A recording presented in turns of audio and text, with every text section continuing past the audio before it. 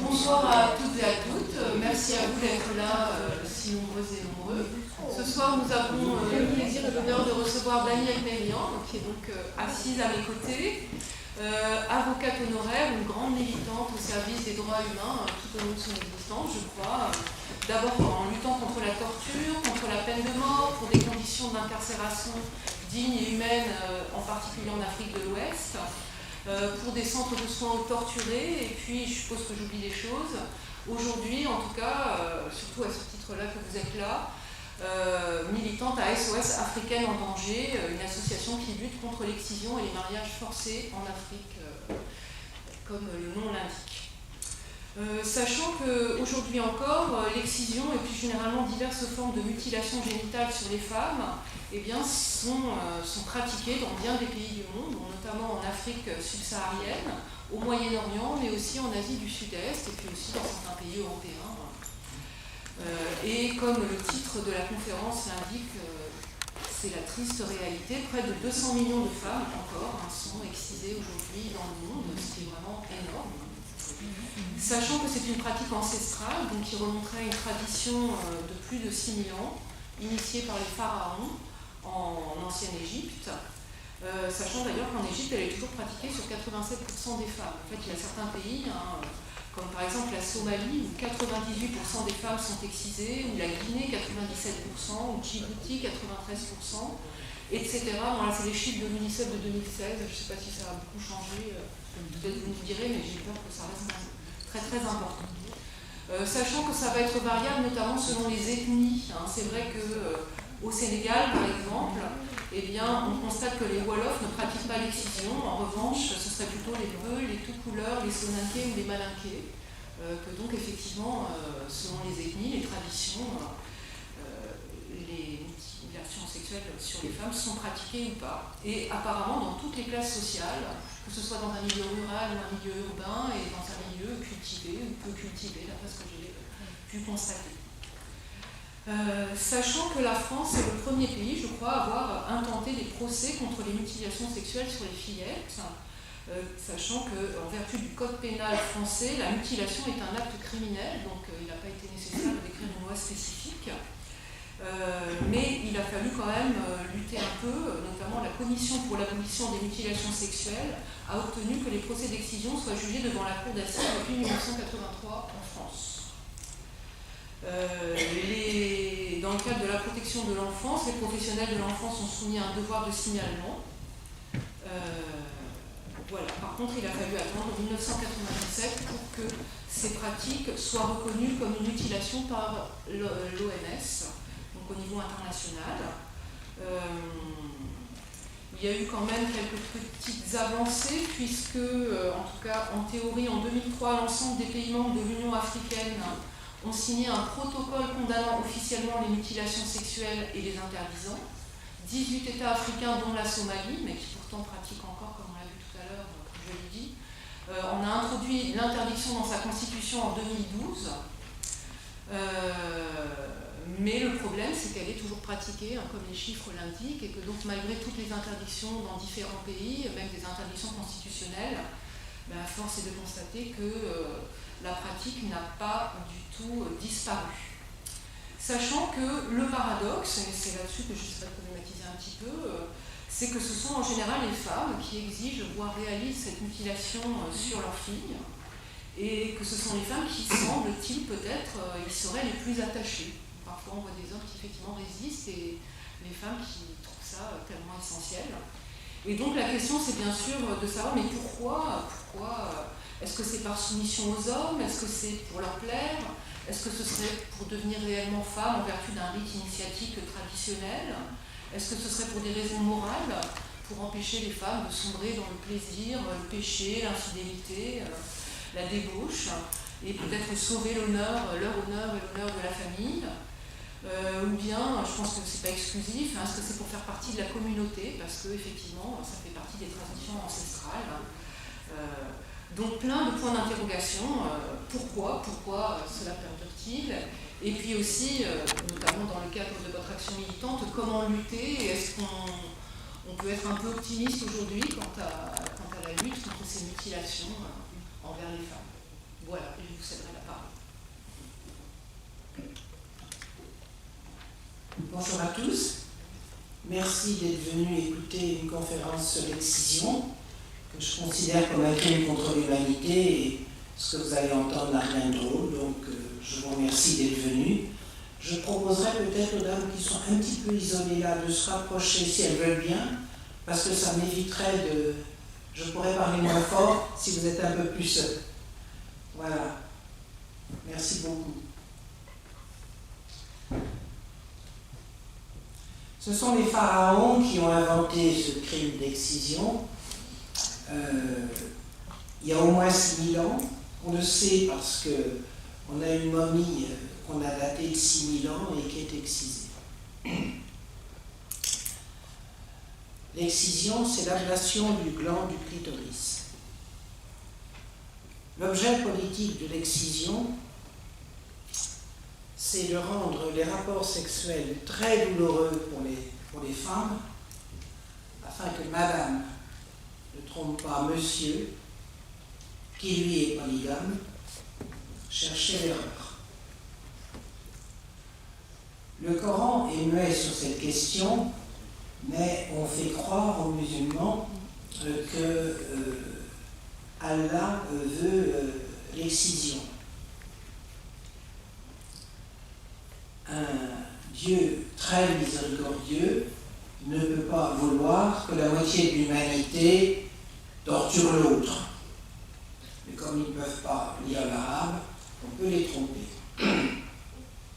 Et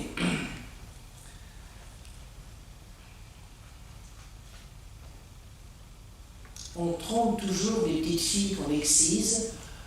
Elles sont toujours excisées sans savoir qu'elles vont l'être. On leur dit qu'on va aller au village du père, ou on leur dit qu'on va aller chez le coiffeur. Enfin, tous les bobards sont bons pour les faire se lever et suivre la mère, la tante chez l'exciseuse.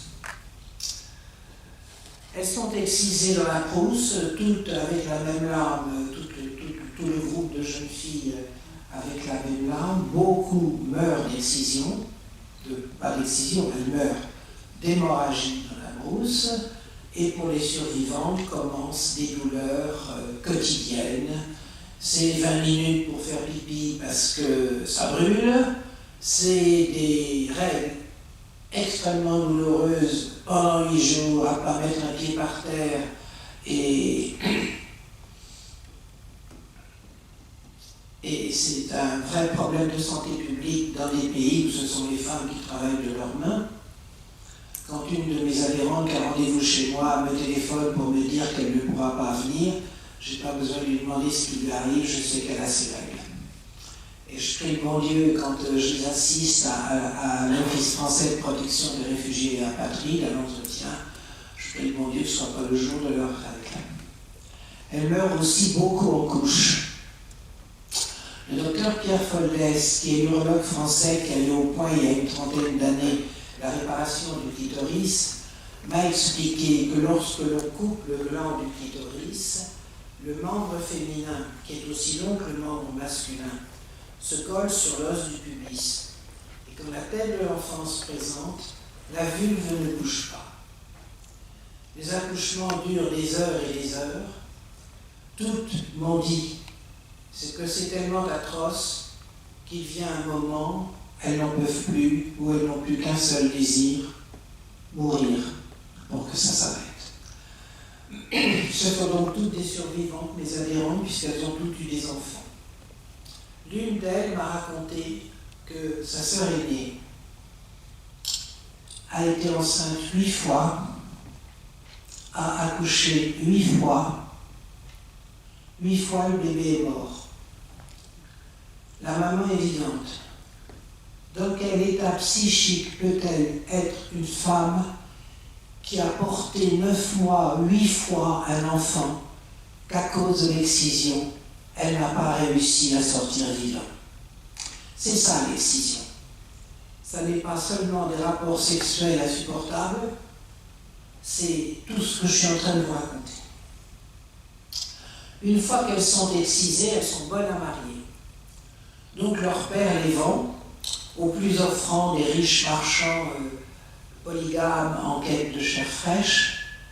Et si l'intéressée dit qu'elle ne veut pas épouser un vieux qu'elle n'a jamais vu, elle est battue parce qu'on ne discute pas la décision du père. Il dit que la religion interdit de discuter son père, la religion est toujours bon dos, et donc c'est comme ça que commence leur martyre. Elles sont livrées aux vieux, la plupart du temps par un mariage coutumier. Quand c'est un mariage religieux à la mosquée, bien entendu, elles ne sont pas présentes, et c'est leur tuteur qui va prononcer leur prétendu consentement. Elles connaissent très très rarement un mariage civil et seulement dans les villes. L'excision a augmenté avec le Covid, parce que les petites filles n'allaient plus à l'école et que donc les pères les vendaient, encore plus jeunes. En plus, elle est médicalisée. Les médecins qui ont pourtant prêté le serment d'Hippocrate d'abord ne pas nuire, font un business avec la mutilation. Et les parents pensent que c'est la sécurité pour l'enfant. Ces médecins sans honneur, quand ils opèrent, ils enlèvent tout. Donc la femme ne pourra jamais être réparée. Alors je vous donne la prévalence, d'après les chiffres de l'UNICEF, en Afrique de l'Ouest, qui est mon champ de compétences. 95% des femmes en Guinée, 89% au Mali, 76% au Burkina Faso et en Gambie, 67% en Mauritanie, 45% en Guinée-Bissau, 37% en Côte d'Ivoire, 24% au Sénégal, 9% au Bénin, 3% au Togo. Comment suis-je tombé dans l'excision? Je suis tombé dans l'excision à 75 ans et je peux vous dire que je n'en suis pas fier, car j'ai milité toute ma vie contre la torture institutionnelle, qui a commencé pour moi avec la guerre d'Algérie, et je ne connaissais pas cette torture privée. C'est dire si je sais combien c'est très mal connu ici en France. En 2013, j'étais vice-président d'un centre de soins aux torturés, Parcours d'exil, à Paris, et il s'est présenté cette année-là de nombreuses Guinéennes excisées et mariées de force enfants. Et l'âme du centre, le docteur Pierre Duterte, leur a proposé de former un groupe de parole. Et ces femmes ont été ravies de se regrouper, puisqu'elles étaient tout à fait isolées. Très peu ont la chance d'être hébergées dans des CALA, des centres d'accueil de demandeurs d'asile. Elles sont donc au 115, et quand le 115 au téléphone, le 115 répond qu'il n'y a plus de place. Donc elles couchent vraiment dehors, dans les gares, dans les hôpitaux. Une fois, je disais à une de mes adhérentes, je fais faire toujours des certificats médicaux sur leurs nombreuses cicatrices. Et je lui dis, c'est très simple, de chez moi à Henri Mondor, où j'envoyais voir une de mes amies médecins, c'est direct, tu descends à Henri Mondor. Et elle me dit, oh mais Madame Mérion, je connais très bien l'hôpital Henri Mondor, j'ai couché dans les couloirs pendant 6 mois. Donc voilà comment je les ai... Donc, elles ont été, ces femmes, ce sont des victimes bien sûr, mais c'est surtout des battantes, c'est surtout des héroïnes, puisqu'elles ont le courage, au risque de leur vie, de s'élever contre les traditions ancestrales. Elles ont donc tout de suite mis sur pied les statuts de SOS Africaines en danger, les Africaines en danger étant leurs fillettes laissées au village, qu'elles laissent généralement entre les mains d'une amie qui déménage de façon à tout faire pour que l'enfant ne soit pas excisé avant qu'elle puisse les récupérer. Elles sont faites si vite qu'aucune n'était encore convoquée à l'OFPRA, elles étaient donc des sans-papiers et elles ne pouvaient pas déposer leur dossier à la préfecture. Alors elles demandaient au docteur Duterte d'être leur premier président pour ce faire, et lui il nous raconte ça à l'Assemblée Générale de Parcours d'exil en juin 2013. Alors je me suis proposé à le remplacer agacé parce qu'il disait c'est quand même un peu cocasse qu'un vieux bonhomme comme moi, je devienne le premier président de l'Assemblée de jeunes femmes. Alors moi, je suis aussi une vieille dame, enfin, je suis une femme. C'est donc comme ça que je les ai connus. Je leur ai dit, je vais vous dire, mesdames, pourquoi je suis solidaire de votre combat. Moi-même, je suis né dans un système d'esclavage. Alors elle me regardait les yeux ronds et je voyais bien qu'elle se disait, cette vieille bourgeoise, c'est pas possible qu'elle soit née dans un système d'esclavage. Alors j'aurais fait un petit cours sur l'incapacité juridique de la femme mariée. Merci Napoléon qui a fait les femmes mariées toutes des mineures à vie. Merci messieurs, puisque vous avez maintenu cette loi inique jusqu'en 1938, la date de ma naissance. Mais c'est pas pour autant qu'après qu'on ait sorti du code civil l'incapacité juridique de la femme mariée, qu'on était libre. Donc je leur ai dit, je suis mariée en 1961, je devais obéissance à mon mari. J'ai eu des enfants en 1962, 1964. Il était le seul à avoir l'autorité parentale. Et je leur ai déroulé tous les combats qu'on a menés jusqu'à la fin du siècle, avec la fin définitive des discriminations, avec le mariage pour tous. Donc, voilà. Nous avons en droit l'égalité femmes-hommes. Pas dans la vraie vie, comme vous savez tous. Puisqu'on a fêté les 50 ans de la loi sur l'égalité des salaires, et que les femmes attendent encore d'avoir le même salaire que les hommes pour le même travail. Alors elles sont extraordinaires ces femmes parce qu'elles sont toujours positives. Elles pensaient, elles ont trouvé la liberté en France, liberté qu'elles n'avaient jamais connue. Donc pour elles, elles étaient absolument convaincues que nous, les femmes ici en France, pour nous tout était rose, c'était logique. Et elles m'ont dit, eh bien si vous avez gagné tous ces combats, vous les femmes ici, nous on gagnera l'autre. Et l'heure n'est pas gagnée. Je les écoute donc quotidiennement depuis 2013. Je suis devenue une experte de l'excision. Nous sommes 8 délégués à l'Office français de protection des réfugiés et apatrides à les préparer et à les assister à l'entretien. Il y a 4 avocates en exercice, une avocate honoraire Bibi, une magistrate à la retraite, une psychosociologue et une psychologue. Les récits de ces femmes que j'écoute sont toujours les mêmes. Elles n'ont aucune identité propre. Elles ont droit à une identité collective imposée par la communauté et il est interdit d'y déroger. On leur a volé leur jeunesse. La plupart n'ont pas été à l'école. J'ai beaucoup d'analphabètes dans mon association. Elles n'ont pas été à l'école parce que les pères estiment qu'une femme ne sert à rien qu'à faire des enfants et que donc ce n'est pas nécessaire d'aller à l'école pour faire des enfants. Je leur demande toujours de dire leurs difficultés aussi en France. Et je me souviens d'une jeune femme qui n'avait que 18 ans qui me répond « J'ai beaucoup de mal dans le métro parce que je ne sais pas lire. » Voilà. Alors celle qui arrive en France, elle découvre qu'on répare le clitoris. Aucune n'a jamais pu le savoir en Afrique.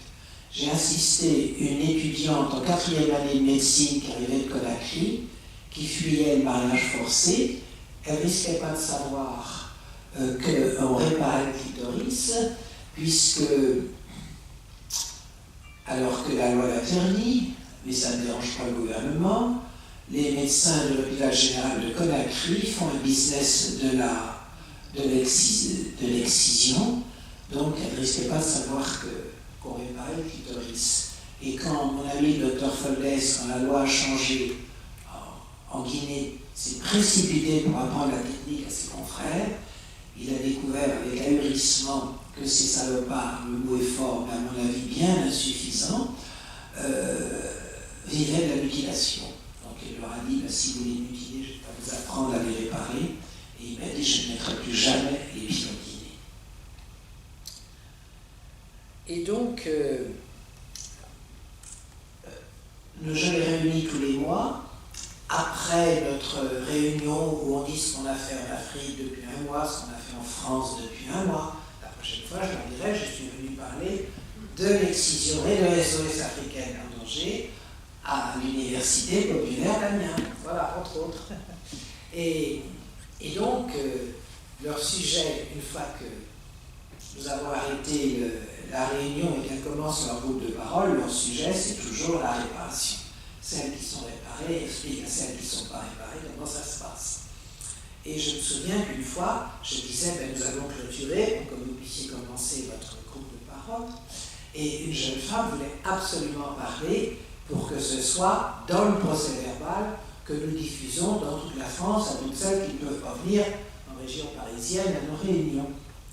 Et alors cette dame s'est levée et elle a dit avec une immense fierté et beaucoup d'autorité: Mesdames, j'ai été réparée il y a 15 jours. Depuis, j'ai eu mes règles et je n'ai pas souffert. J'étais vraiment contente d'entendre ça parce que je suis la plus mal placée pour leur dire qu'elles vont réparer, puisque je n'ai pas été excisée. Et vraiment, c'était un cri du cœur qui faisait plaisir à voir. Le corps humain est absolument extraordinaire. On descend le clitoris et la femme retrouve toute sa nervosité du jour au lendemain. Elle n'a plus des règles atroces, elle n'a plus des accouchements qui risquent de se terminer par la mort de la mère et de l'enfant. Dans mon bureau, j'ai une malienne qui a subi 4 césariennes. Je dis, tu as de la chance d'être encore vivante avec 4 césariennes. Et c'est vrai que ici, les médecins ne connaissent rien à l'excision généralement. La femme souffle, l'enfant ne sort pas, ils font une césarienne, c'est logique. Enfin, il ne faut pas abuser des césariennes. Donc, elles s'encouragent à se faire réparer parce que ça leur change complètement la vie. Je ne peux pas leur dire si vous vous êtes réparé, vous aurez des orgasmes. Car comment peut-on concevoir ce que c'est un orgasme quand on a toujours atrocement souffert de ses rapports sexuels? Elles se font réparer d'abord pour redevenir des femmes entières. C'est ça leur dignité. J'ai des vieilles dames dans mon association qui n'ont plus de compagnons, qui n'ont plus leurs règles. Elles se font réparer pour être entières. Et elles disent, si Allah nous a donné un clitoris, c'est pas pour que les hommes nous l'enlèvent. Je me souviens d'une marche contre les violences sexuelles et sexistes où elles se sont mis à crier « Rendez-nous nos clitoris !» Voilà. Et elles portent des badges. Vous voyez, ce badge, si vous venez le voir tout à l'heure, ce ne sont que des clitoris. Ce sont des badges que nous avons fait en 2019 quand le Premier ministre, M. Philippe, a déclaré comme combat de l'année le combat contre l'excision. Ce qui nous a valu quelques petites extraits à la télévision, ça n'a pas été bien loin, mais de M. Philippe. Mais enfin, donc, à cette occasion, nous avons fait ces excisions, parlons-en de collectif qui a fait ces clitoris, et nous avons aussi une autre petite badge, SOS africaine en danger, et les plus militantes, elles se présentent à l'OFPRA avec leur clitoris et le badge de SOS africaine en danger, et quand j'ai la parole, ça me permet de dire à l'officier de protection qu'il a devant lui une militante, et que ça n'est pas seulement une femme qui cherche sa liberté et vivre en paix et avoir le droit de travailler, c'est aussi une militante contre l'excision. Alors, ces femmes qui arrivent, elles sont couvertes de cicatrices. Je suis comme saint Thomas. Si je ne les recevais pas chez moi, où elles me montrent leur corps, je ne pourrais pas croire qu'un mari puisse être à ce point féroce. C'est hallucinant. Donc dès qu'elles sont mariées, commencent les humiliations, les coups, les tortures, humiliation des coépouses. Elle est la petite dernière, donc au service de tout le monde, et ça vient du monde. Une jeune femme à peine mariée, une enfant tout juste mariée, à qui les coépouses ordonnent de cuire le riz pour 50 personnes, évidemment elle le rate. C'est pas grave, voilà qu'il y ait des dangers. après quoi elle va être battue par son mari parce qu'elle va essayer d'échapper au viol conjugal auquel évidemment elle n'échappera pas. Et alors là, je peux vous dire que tout y passe. C'est hallucinant. C'est l'eau bouillante, c'est le fer à repasser, c'est la cigarette, c'est le couteau, c'est le fouet, c'est le comment elles appellent ça? Comment elles appellent ça? Ah oui, le câble électrique. On me parle tout le temps du câble électrique. Je n'ai pas encore très bien compris ce que c'est que le câble électrique, mais en tout cas, il laisse des traces. Ma première vice-présidente, elle a été mariée à un militaire. Le militaire, quand il rentrait, ne disait pas bonjour, il commençait à la torturer à la cigarette. Donc le corps entier est couvert de cicatrices, de cigarettes. Elle avait 16 ans et elle supportait ce martyre. Et un jour, ce militaire a battu l'enfant qu'il lui avait fait. Je ne sais pas si tous ces polygames savent leur nom d'enfant. Ils doivent savoir juste le nom de leurs épouses. Et ça a été le déclic. Elle a pris son enfant et elle est partie. Et elle a confié son enfant à une amie. Et quand elle a eu le statut de réfugiée, elle a fait la procédure de reconstruction familiale. Et moi, je n'avais pas d'imagination, j'étais donc désespéré, je savais qu'on allait demander l'avis du mari et qu'évidemment, il s'y opposerait. Donc j'étais désespéré. Mais elle, pas du tout. Elle a eu la bonne idée. Elle a demandé au comité des sages d'aller voir le mari. Alors ils sont allés en procession voir le mari. Et ils lui ont dit, monsieur, vous ne savez pas où est la femme. Vous ne savez pas où est l'enfant. N'empêchez pas l'enfant de rejoindre sa mère. Et comme ce sont les sages, on est là pour obéir. Donc il a accepté et l'enfant a pu arriver, qui le surlendemain de son arrivée avait des copines à l'école, tout allait bien. Enfin, la faculté d'adaptation des enfants d'émerveille.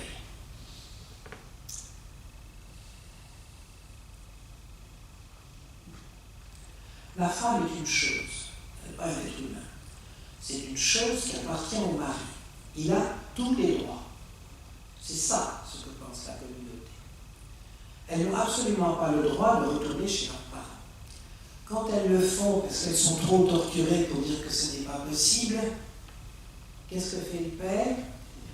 Il téléphone au mari, qui vient, qui la bourre de coups jusqu'au coma devant les parents, qui ne lève pas un signe, puisqu'il a tous les droits. Il faut lire le livre dont j'ai oublié l'auteur, d'une de ces dames, Les Impatientes, qu'elle a titré Les Impatientes parce qu'on dit à ces petites filles tout au long de leur jeunesse que lorsqu'elles seront mariées, il faudra qu'elles soient patientes. Effectivement, elles ont intérêt à être patientes puisqu'elles vont être à peu près torturées et battues tous les jours. Ainsi dit la communauté, il n'est pas question de dignité, ce sont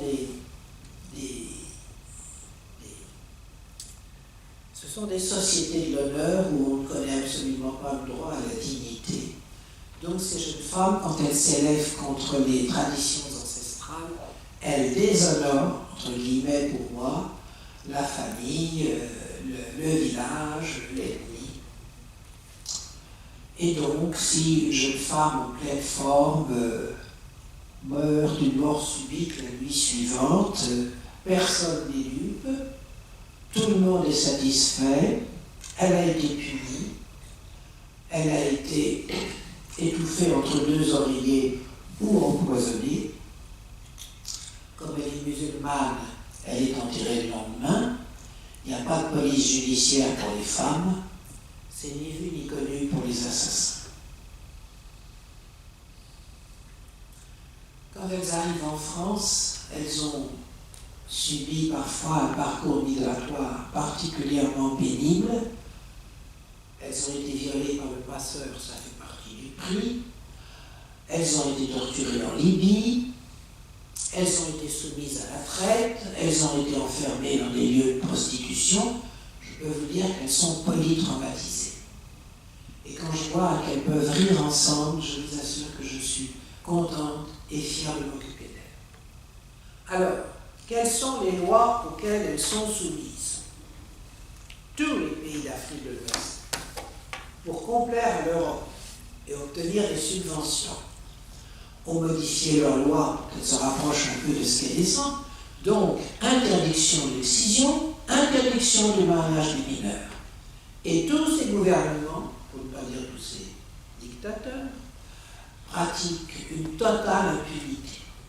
Sauf le Burkina Faso, où grâce à une femme, il y a un vrai travail du gouvernement pour voir abandonner l'excision. Ce qui n'empêche que j'ai des Burkinabés dans mon association, parce qu'au fin fond des villages, on ne sait pas quelle est la loi. Et surtout, toutes ces communautés qui ne veulent pas commencer à penser par elles-mêmes, puisque c'est la communauté qui pense, donc personne ne pense par soi-même. Toutes ces communautés sont convaincues que si elles ne continuent pas les traditions des ancêtres, les ancêtres vont leur faire du mal. Donc autant faire le mal tout de suite. C'est ça leur conviction. Donc en Afrique, aucune femme ne peut aller porter plainte au commissariat contre son père qui l'a excisé ou contre son mari qui la viole. Systématiquement, le policier va répondre « Madame, c'est une affaire de famille, débrouillez-vous ». Ça, c'est dans le meilleur des cas. Dans le pire des cas, il va téléphoner au mari ou au père, venez chercher votre folle, et elle aura une rousse un peu plus tôt. Alors aujourd'hui, on a un problème avec la Gambie. La Gambie, en 2015, a interdit l'excision. Mais, après 30 ans d'efforts des féministes, mais elle exécute sa loi. C'est-à-dire qu'il y a des exciseuses et qu'il y a des parents en prison. Et une partie de la population s'insurge contre cette situation. Il est donc question, j'espère que ça ne va pas se faire, nous avons été très nombreux à signer la pétition pour dire au gouvernement de Gambie de ne pas revenir en arrière. Comme ils vivent du tourisme et qu'ils ont besoin d'une certaine réputation à l'international, espérons. Je pense que c'est fin juin que ça doit se décider. Donc si vous avez encore l'occasion de signer cette pétition, n'y manquez pas. Alors en France, c'est la catastrophe absolue avec la loi immigration du 26 janvier 2024. Nous sommes tombés de Karim Benzema. Déjà, je peux vous dire que le droit d'asile se portait mal parce que l'actuel directeur de l'OFPRA, M. Lucien Boucher, est un fonctionnaire qui n'en a rien à faire du droit d'asile, qui n'en a rien à faire des organisations de défense des droits humains. En 2015, quand, grâce à Sarkozy, pour une fois une bonne loi, il a institué des tiers accompagnants à l'Office français des protections des réfugiés et apatrides, assistant à l'entretien et prenant la parole à la fin de l'entretien. J'ai harcelé ce monsieur pendant 2 ans. J'ai bien dit 2 ans. À chaque fois, je rappelais mes lettres du. Mais sa maman ne lui a pas appris que toute lettre mérite réponse. Donc, pendant 2 ans, j'ai eu 0 réponse, et au bout de 2 ans, il a sorti une décision comme quoi les associations pouvaient présenter des délégués. Donc, le patron de l'OFPRA a mis 2 ans à exécuter une loi d'exécution immédiate qui était au bénéfice des migrants. Donc, vous voyez comme il aime les migrants. Aujourd'hui, il est de plus en plus difficile d'obtenir le statut. Toutes les adhérentes de SOS africaines en danger, de par la vie atroce qu'elles ont eue, justifient en droit toutes d'avoir le statut de réfugié. Mais à ces femmes dont le corps est couvert de cicatrices, l'OFPRA, qui est la mauvaise foi personnifiée, dans ses décisions, dit cette femme est couverte de cicatrices, mais nous en ignorons l'origine. La femme, à l'entretien, elle a expliqué en long et en large qu'elle était séquestrée dans la cour du mari et qu'elle était battue toutes les nuits puisqu'elle essayait d'échapper au viol. Mais non. Une décision l'OFPRA, quand vous la lisez, page 1, vous lisez l'histoire de la femme, elle est absolument atroce, donc vous êtes content, vous dites, elle va avoir le statut, celle-là. Alors vous tournez, page 2, ah ben non, elle n'a pas le statut, c'est trop vague, ça n'est pas crédible. Elles sont des menteuses. Les officiers de protection sont très polis parce que maintenant, depuis la loi de 2015, l'entretien est enregistré. Ma première vice-présidente, elle s'est entendue dire par l'officier de protection, vous mentez. Elle lui a dit, écoutez monsieur, si je mens, on n'a plus rien à se dire. Et à la CLDA, elle a raconté comment s'était passé son entretien à l'OFPRA. Elle a eu le statut. Après, elle a mis 6 ans à obtenir le retour de ses enfants. 6 ans parce que le gouvernement français passe son temps à violer ses propres lois, c'est-à-dire que quand la femme fait la procédure de reconstitution familiale, à l'instant, les consulats devraient remettre les visas aux enfants. Alors ça ne se passe pas du tout comme ça. Quand c'était, et ça n'est pas mieux, il y a quelques années, l'OFPRA dépendait du ministère des Affaires étrangères. La règle, c'était aucun visa.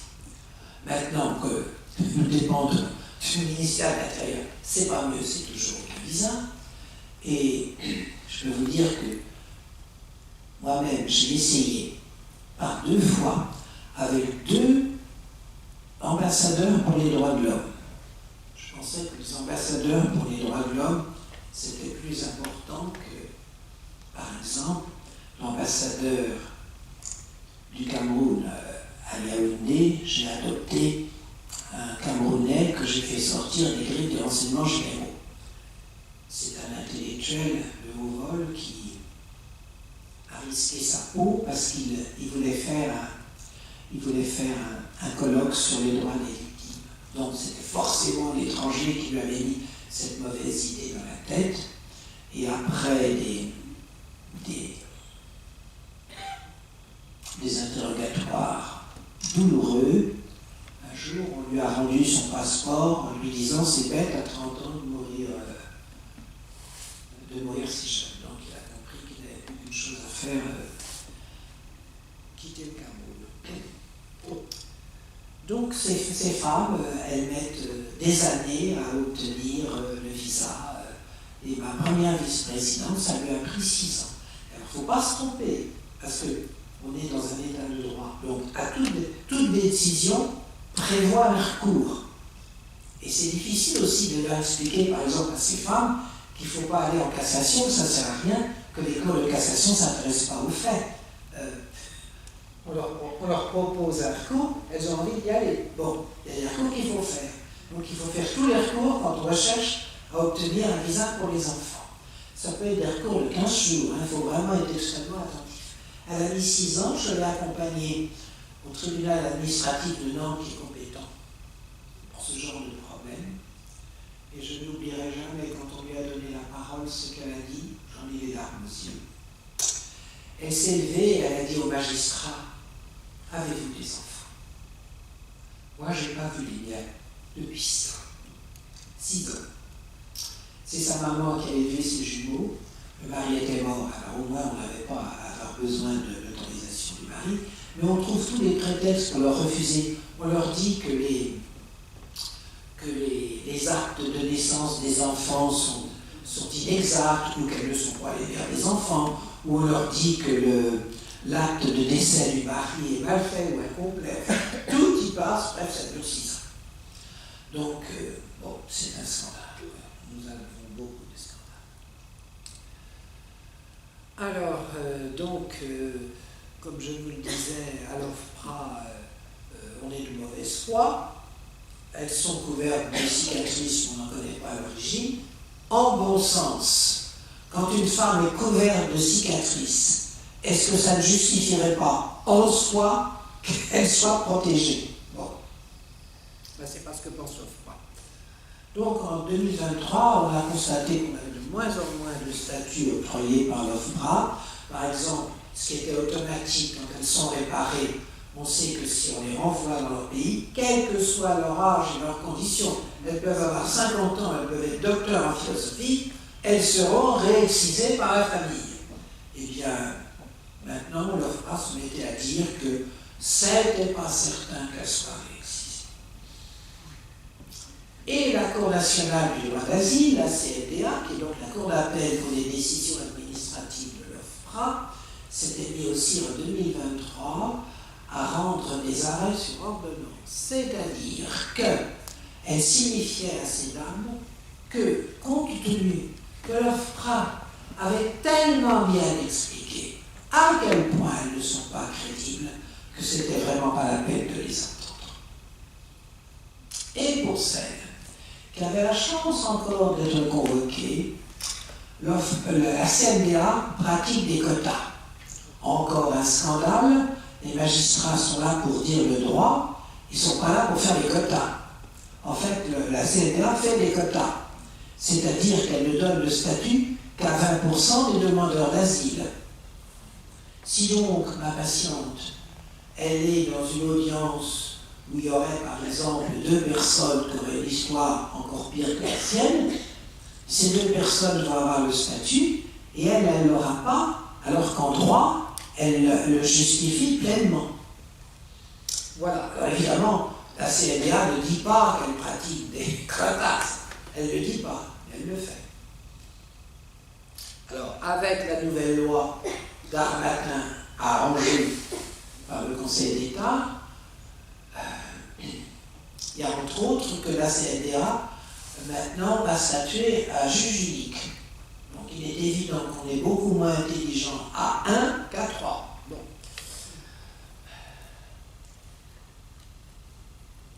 Et alors, ça c'est le clou.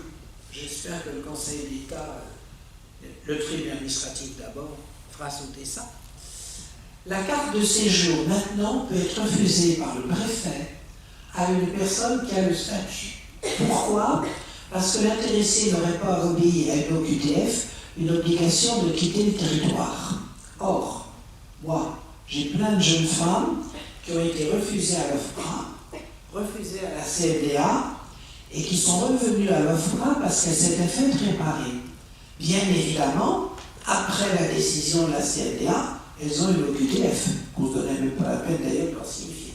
Maintenant, on va leur signifier systématiquement, et il va falloir que je leur explique qu'il ne faut surtout pas faire appel de cette décision, se cacher, seulement se cacher. Donc, elles pourront aussi bénéficier d'une amende administrative pour n'avoir pas obéi à une OQTF. On a donc une situation où un fonctionnaire, un préfet, dans sa solitude et son arbitraire, et qui a parfaitement le droit d'être d'extrême droite, un fonctionnaire va pouvoir ne pas exécuter une décision de justice. Je pose une question. Est-ce que nous sommes encore en démocratie ?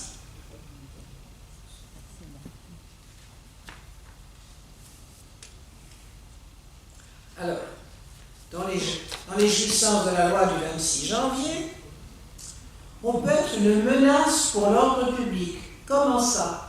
Eh bien, on est une menace pour l'ordre public si on est un migrant qui n'a pas, dans les 90 jours, déposé sa demande d'asile. Donc, on sera assigné à résidence, ou on sera placé en centre de rétention, ou on aura 5 jours pour faire une demande d'asile, pourvu qu'il sache écrire le français. Donc il faut impérativement aujourd'hui, partout, informer les migrants qui arrivent qu'ils n'ont que 90 jours pour faire la demande d'asile, ne pas être en procédure accélérée, parce que quand ils auront été en rétention et qu'ils n'auront que 15 jours pour faire leur demande, ils sont punis, ils sont en demande accélérée, et évidemment, ça n'est pas une meilleure situation. On crée des pôles territoriaux appelés France Asile. Ils sont créés pour traiter bien entendu les demandes, on espère plus vite pour le gouvernement. Ils seront développés Et l'entretien pourra se faire par un moyen de communication audiovisuelle. Alors vous imaginez la force de conviction que pourra avoir le migrant à travers une vidéo. Donc voilà ce à quoi il faut s'attendre, hélas. Et ces missions déconcentrées, l'OFPRA, on souhaite les développer. Alors à l'OFPRA, on est officier de protection sur concours. Il y a beaucoup d'officiers de protection qui sont tout à fait compétents. Mais il y a beaucoup de petits jeunes qui ne connaissent rien et qui sont peut-être officiers de protection parce qu'ils n'ont pas trouvé autre chose. Comme c'est très mal payé, comme toutes les situations de fonctionnaires en France, on peut penser qu'ils vont passer le concours et peut-être s'en iront, mais moi je suis souvent très bien reçu par des officiers de protection qui me disent quand ils me raccompagnent, parce que l'OFPRA c'est un bon cœur. On ne peut entrer qu'avec une convocation dans la main, ce que je dois expliquer chaque mois à mes adhérentes pour les nouvelles, parce qu'elles ont un numéro numérique et parfois elles m'envoient ce qu'elles ont reçu en me disant « je passe tel jour ». Elles ne comprennent pas qu'elles sont invitées à aller sur cette plage numérique pour éviter leur convocation. Donc vous voyez, alors comme rien ne s'arrange, elles n'ont absolument plus le droit maintenant de présenter à l'entretien un papier. Moi je fais faire tout le temps des certificats médicaux par les médecins, par les psychologues, et donc il faut l'envoyer avant l'entretien. Il faut savoir l'envoyer. Donc je passe mon temps comme une maîtresse d'école à répéter toujours les mêmes choses à ces jeunes femmes, car nous avons tout le temps, à chaque réunion, nous avons 5 ou 6 nouvelles. Donc, préparer l'entretien, savoir parler haut et fort en regardant dans les yeux l'officier de protection, tout ça c'est un travail qui doit être fait par les tiers accompagnants. Malheureusement, je peux vous dire que les tiers accompagnants sont rarissimes. Je passe ma vie dans les salles d'attente de l'OFPRA, un tiers accompagnant, il donne sa carte et on lui donne un gros badge beaucoup plus gros que mon collier autour d'un ruban. Donc si vous voulez, s'il y a un tiers accompagnant dans une salle d'attente, je ne risque pas de le louper. En plus, il sera généralement blanc. Et il y a beaucoup de non-blancs dans les salles d'attente. Donc je vois bien que l'immense majorité des migrants n'est pas accompagnée. Donc ils ne savent pas ce qui va se passer. Ils ne savent pas comment il faut se tenir.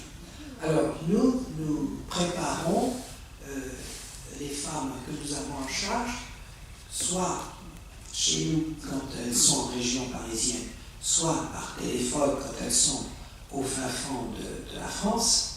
Et effectivement, actuellement, on peut dire que c'est seulement à l'OFPRA à Fontenay-sous-Bois que l'on reçoit les demandes d'asile.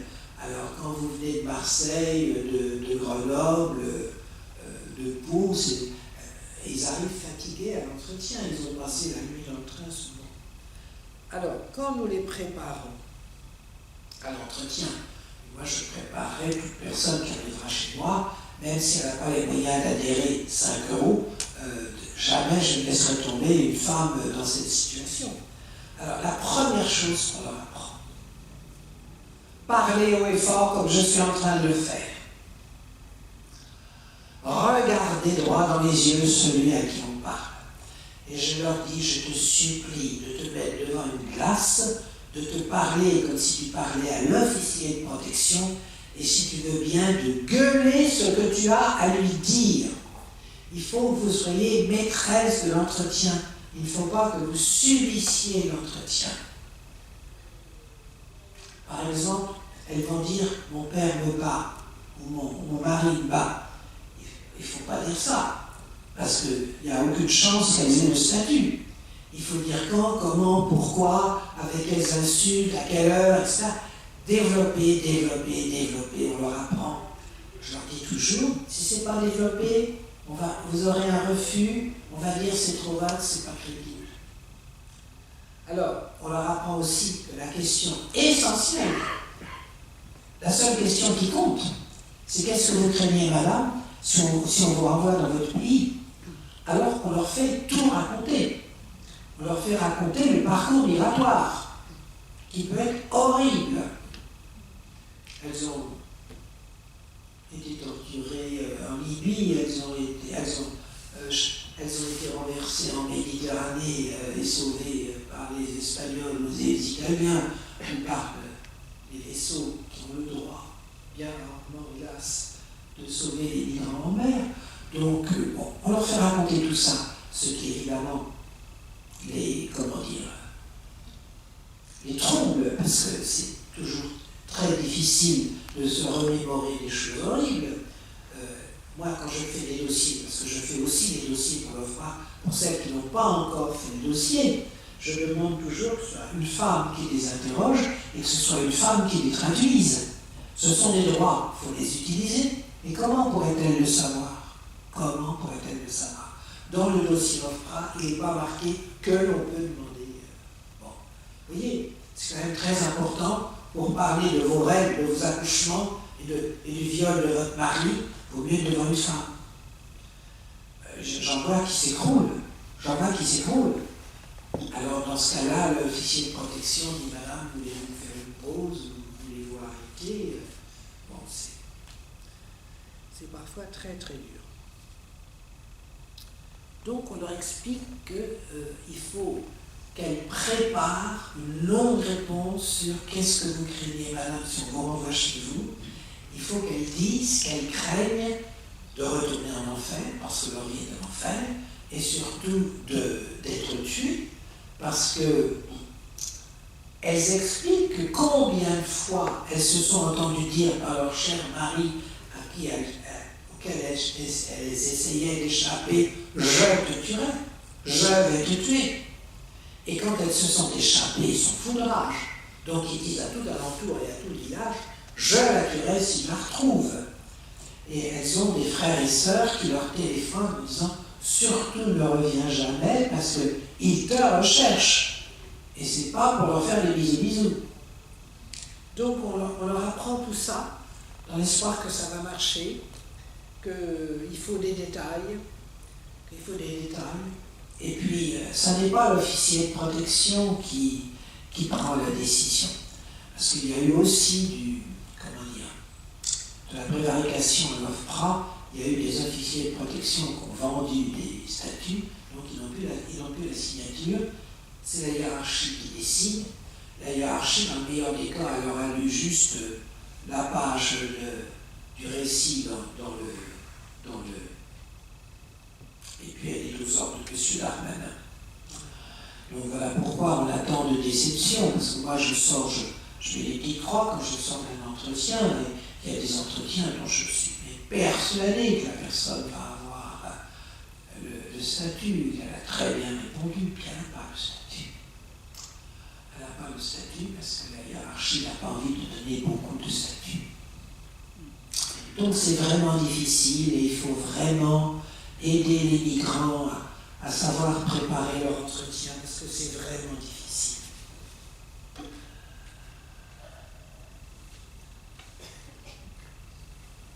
Et on les aide à rédiger leur dossier quand il n'a pas encore été rédigé. Alors en fait, quand cette association a été créée en 2013, il n'y avait pas la loi de 2015, et donc c'est en 2015 que j'ai commencé à exercer un nouveau métier accompagnant à l'OFPRA. Ces femmes, elles ont dans leur statut, elles ont porté l'abolition universelle de l'excision et du mariage forcé, mais tout d'abord en Afrique de l'Ouest, puisqu'elles étaient guinéennes. Elles ont été rejointes par des Maliennes, par des Sénégalaises, par des Burkinabés, par des Mauritaniennes. Bref, toutes nos anciennes colonies sont là. Alors, nous avons fait, pour satisfaire leurs demandes, nous avons fait un programme social de santé publique.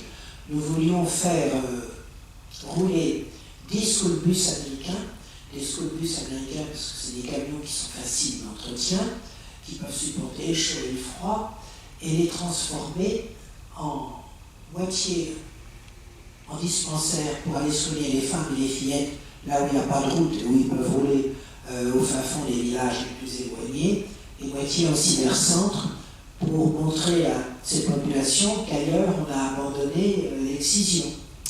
Par exemple, nous avons fait beaucoup de vidéos, et si vous regardez notre site, vous verrez ces vidéos qu'on a tournées au Sénégal, qui est notre pays pilote, avec l'association des ex-exciseuses, qui est installée depuis pas mal de temps. La présidente est une vieille dame, et c'était très intéressant de faire des vidéos avec ces dames pour leur dire « Expliquez-nous pourquoi vous avez abandonné de tuer, de mutiler. » Et donc, ces dames racontaient. Il y en a une qui est particulièrement intéressante, c'est Madame Si, qui explique qu'elle est exciseuse pour la 6e génération, parce que c'est héréditaire ce métier. Et j'ai dans mon association des femmes qui ont fui parce qu'on leur demandait de devenir exciseuse. Et elle explique, cette dame, qu'elle n'aimait pas du tout ce qu'elle faisait et qu'elle a fait une démarche avec son mari auprès de son marabout. Et alors là, coup de peau, le marabout était illettré. Quand elle lui a dit « Dites-moi ce qu'il y a dans le Coran », il lui a dit « Il n'y a rien dans le Coran et les filles ne sont pas excisées ». Elle a arrêté du jour au lendemain d'exciser. Sa fille est une universitaire qui milite contre l'excision et elle a créé une entreprise pour que les ex-exciseuses elles puissent mourir. Parce que quand une exciseuse cesse d'exciser, en général, le mari divorce, parce que le compte en banque, il n'y a plus rien. Alors que ça payait très bien. Donc, c'est très intéressant d'entendre cette dame et de montrer au fin fond des villages que non, il n'y a rien dans le Coran. Puisque toutes ces populations musulmanes, on les convainc que Allah le veut. Donc voilà, on a donc eu cette... j'ai fait un appel à don à la société civile sur une plateforme américaine gofundme.org où je demandais 1 million d'euros pour pouvoir faire circuler, acheter et faire circuler les disques ou le bus. En fait, je n'ai obtenu de la société civile que 200 000 euros, mais je peux vous dire que je suis ému quand je vois un virement de 5 euros. Il y en a eu beaucoup des virements de 5 euros. Alors notre pays pilote, c'est le Sénégal. Mon chef de projet, qui est que j'ai connu à Prisonniers sans frontières, c'est un type formidable. Il a appris le Wolof pour parler au ministre en Wolof. Évidemment, les Blancs ne s'étaient jamais donné la peine d'apprendre le Wolof. Donc, ça change tout déjà, vous savez. Le ministre des Finances, il a dédouané notre bus aux frais de l'État, parce qu'on lui parlait en Wolof. Le ministre de l'Intérieur, après l'avoir fait cuisiner sur les raisons de l'implantation de notre association, nous autorise à travailler dans tout le Sénégal. Le ministère de la Santé, il y a un service qui veut faire des tournées avec nous, mais moi je n'ai plus de sous, donc je ne peux plus payer une tournée générale où il faut payer l'essence, le chauffeur, l'infirmière, le médecin et tous les jeunes qui vont monter dans le bus. Mais je vous annonce que dans quelques jours, aux frais de SOS Africaine en danger, le docteur Pierre Foldès et l'une de ses amies psychologues vont arriver à Dakar pour faire une formation auprès de leurs confrères sur l'excision. En France, on n'opère pas comme ça quelqu'un du jour au lendemain. On l'envoie d'abord chez le psychologue pour lui expliquer que ça va être un changement de vie complet, que d'autre part, la personne, une fois qu'elle sera réparée, sera très mal vue par son entourage, puisqu'elle sera à nouveau une femme sale, comme vous toutes mesdames, une femme folle de son sexe, comme toutes vous mesdames, et donc voilà. Donc c'est extrêmement fait sérieusement. Et donc je donne à ces jeunes femmes, selon leur adresse, je leur dis où se faire réparer, soit chez le docteur Foldès à Saint-Germain-en-Laye, soit à Montreuil chez le docteur Sarah Abramovics à l'hôpital André-Grégoire, soit à Saint-Denis, à la Maison des Femmes, chez mon ami le docteur, comment s'appelle, je connais, une ancienne Libanaise. Alors elle sait ce que c'est que d'attendre à 4 heures du matin devant une préfecture et s'entendre dire à 10 heures qu'on peut s'en aller, qu'il n'y a plus de place. Bon. Donc c'est une femme exceptionnelle. Khalat, vous allez trouver son nom. Donc voilà, je les dispatche. Et quand j'ai une jeune femme qui au téléphone au fin fond de la France me dit qu'elle veut se faire réparer, ben je lui dis vous allez interroger l'hôpital général le plus proche et puis vous verrez s'il y a un médecin qui est formé à ce type d'opération. Il y en a quand même maintenant de plus en plus. Alors, bon, ben écoutez, voilà. Alors, comme je vous disais, on est réunis tous les mois, donc on dit ce qu'on a fait en Afrique, on dit ce qu'on a fait en France.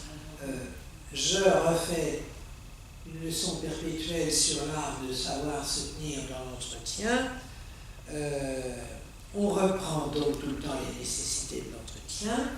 Je leur distribue des livres grâce à mon libraire, car ce que je ne savais pas mais que j'ai appris, c'est qu'il y a des livres qui sont marqués interdits à la vente. Ce sont des poches que le libraire doit donner aux clients qui achètent de livres dans la collection.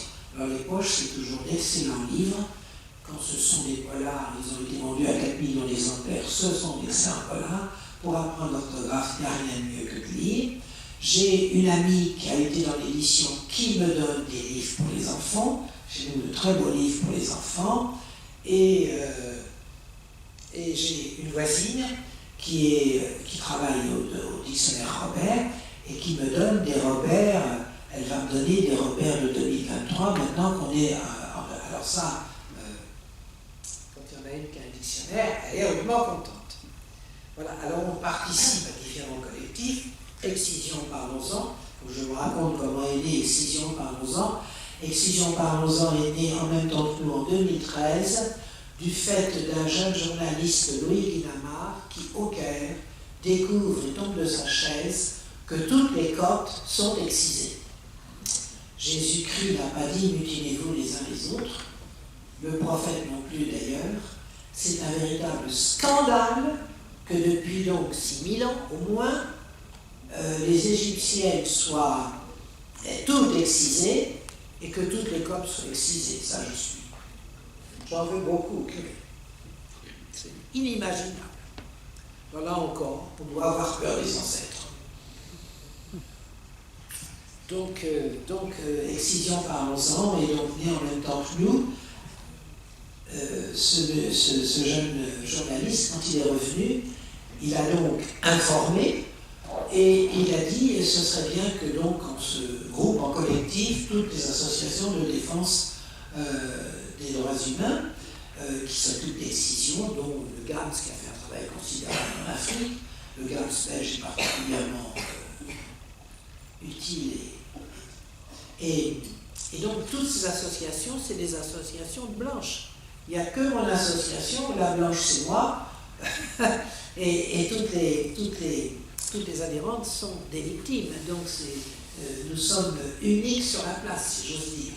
Alors j'espère bientôt, puisque je ne serai pas éternel, et pas parce que je suis âgé, mais parce que c'est aberrant que ce soit une blanche qui soit présidente de SOS africaine en danger, mais évidemment, ça n'était pas mes adhérentes analphabètes qui risquaient de trouver des sous pour faire tourner la boutique. Donc, alors j'ai bon espoir maintenant parce que je suis allée à un colloque à la Maison du Barreau sur les cours régionales, les 3 cours régionales de défense des droits humains.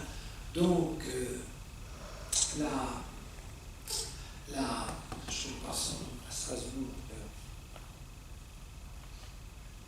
Comment s'appelle la Cour de Strasbourg? Cour européenne des droits de l'homme. Merci. La Cour européenne des droits de l'homme, la Cour américaine des droits de l'homme, la Cour africaine des droits de l'homme et des peuples, et j'ai interrogé le haut magistrat qui représentait, à la fin du colloque, c'était des questions, quand vous allez poser des questions, et j'ai interrogé donc ce magistrat en lui disant « Avez-vous été saisi de cas d'excision ?» Il m'a répondu « Non, j'ai été saisi de cas de mariage forcé et évidemment, j'ai statué que toutes les Africaines devaient se marier librement. » Et il dit « Mais j'attends les avocats sur l'excision. » Et donc, j'avais été repéré, puisque j'avais pris la parole. Après, il y avait un cocktail, et alors, après un cocktail, pas un de mes confrères est venu me parler. Ce sont des consoeurs qui sont toutes venues me parler, dont une qui est française aujourd'hui, avocate à Paris, d'origine congolaise, et qui m'a expliqué que, alors elle n'a pas eu de veille parce qu'elle est arrivée à 3 mois en France, et sa mère, pour des raisons qui m'échappent, pour ses fils, avait besoin de retourner au Congo quand elle avait 12 ans. Elle est donc retournée au Congo quand elle avait 12 ans, et là, elle lui est tombée dessus. Je savais que ça se faisait au Cameroun, je ne savais pas que ça se faisait au Congo. Dans l'horreur, j'en apprends tous les jours. Elle a subi le repassage des seins. Au Congo, ça se fait avec des pierres qu'on chauffe. La mère met les pierres chauffées sur les seins de la petite fille quand il commence à pousser. Pourquoi? Parce que tous les hommes sont des faux. Donc, pour la question de l'honneur, parce qu'il n'y a pas de dignité, il n'y a qu'un honneur, il ne faudrait pas, évidemment, qu'un de ces méchants Camerounais se jette sur l'enfant et qu'elle soit enceinte alors qu'elle ne serait pas mariée. Donc, on lui brûle les seins. C'est atroce. Alors, au Congo, j'ai appris que ça se faisait, et ça se fait autrement. Ça se fait avec des barres de bois. C'est pas mieux, c'est pas moins douloureux. Et sa mère, catholique. Catholique. J'ai des catholiques excisés dans mon association. Sa mère catholique m'a mis dessus, puisqu'on était au pays, donc on revient aux usages. Donc elle m'a dit, je suis solidaire et je suis prête à aller à la CNDA gratis pour ces jeunes femmes. Donc, je n'ai pas osé lui demander tout de suite, mais je vais la voir. Elle est déjà venue se présenter à une réunion parce que je lui dis, moi je vais leur dire que vous êtes prête à les défendre à la CNDA, mais si vous venez les voir, vous allez beaucoup les honorer. Donc elle est venue les voir, donc elle leur a expliqué pourquoi elle était solidaire. Et donc, quand nous aurons avancé notre amitié, j'essaierai d'avoir pardon parce qu'il faut nécessairement que la présidente de SOS africaine, ça soit une juriste. Alors, il y a quand même une bonne nouvelle. Il y a une bonne nouvelle parce que en janvier, il y a un juge bulgare qui a interviewé la Cour de sûreté de l'Union européenne en lui disant « Je suis saisi par une femme turque kurde qui me demande le statut de réfugié parce qu'elle a été mariée de France, que dois-je faire ?» La Cour de justice de l'Union européenne a répondu en un avis du 16 janvier 2024 « Tous les juges européens doivent appliquer les conventions internationales concernant les femmes. » Il y en a toute une tripotée que je ne peux pas vous dire, mais je vais vous citer l'avis. Donc, tous les juges doivent appliquer les conventions internationales concernant les droits des femmes et que, je les guillemets, toute violence à l'égard des femmes fondée sur le genre est une forme de persécution pouvant donner lieu en tant que telle à une protection. C'est la révolution pour mes ouailles. Parce que exciser et marier de force, ce sont des crimes qui sont dus à leur genre, et donc nécessairement elles doivent avoir le statut. Donc, espérons, puisque la CNDA a dit qu'elle appliquerait, c'est son obligation légale, enfin bon, elle aurait pu faire la soirée, et je parle de cet avis de la Cour de justice de l'Union européenne depuis le mois de janvier, à chaque fois que j'ai la parole à la fin de l'entretien. Alors, il y a des officiers de protection sérieux qui sont au courant et qui me disent oui, on y travaille. Et puis il y en a d'autres qui sont là que pour toucher leur chèque à la fin du mois, qui me disent on reçoit sur notre mail tellement d'informations que le plus simple, c'est de rien lire. Ils ne disent pas comme ça, mais ça revient à ça et ça revient. Donc je fais cours à tous les coups pour que ce soit dans l'entretien, puisque je peux, si j'en ai envie, parler pendant 2 heures, et l'officier de protection tapera pendant 2 heures tout ce que je dis. Donc c'est quand même c'est très important que nous puissions, nous juristes, resserrer le dossier sur la question de droit. Qu'est-ce que vous craignez, madame, si vous retournez là? Je leur dis, vous êtes en France. Ici, l'excision est un crime. Parlez du crime d'excision. Vous êtes en France. Le viol conjugal est un crime. Parlez du crime de viol. Allez-y, foncez. Mais bon, je ne vais pas transformer en avocat mes petits analphabètes du jour au lendemain, bien sûr. Enfin, c'est une révolution pour les femmes et donc j'ai beaucoup d'espérance qu'on verra enfin qu'elles vont à nouveau avoir le statut qu'elles méritent de réfugiés. Enfin, je voudrais terminer pour vous dire que je milite, même si je suis toute seule pour le moment, mais je militerai toute ma vie. Je milite pour que le crime d'excision soit requalifié par le Parlement français en crime contre l'humanité. Il en a tous les critères. Le nombre de victimes, plus de 230 millions de femmes de par le monde d'après l'UNICEF, la gravité des mutilations physiques et psychiques, la vie des femmes totalement détruite. Donc, pour moi, c'est un crime contre l'humanité et on y arrivera. Je ne sais pas quand, mais on y arrivera. Les crimes contre l'humanité, ça porte atteinte à la dignité humaine tout entière et pas seulement à la personne qui est victime de la barbarie. Donc ça nous concerne tous. Voilà, je vous remercie et j'attends vos questions.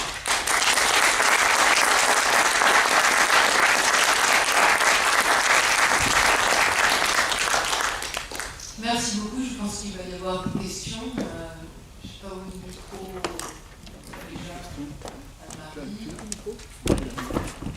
Pas tu le caches.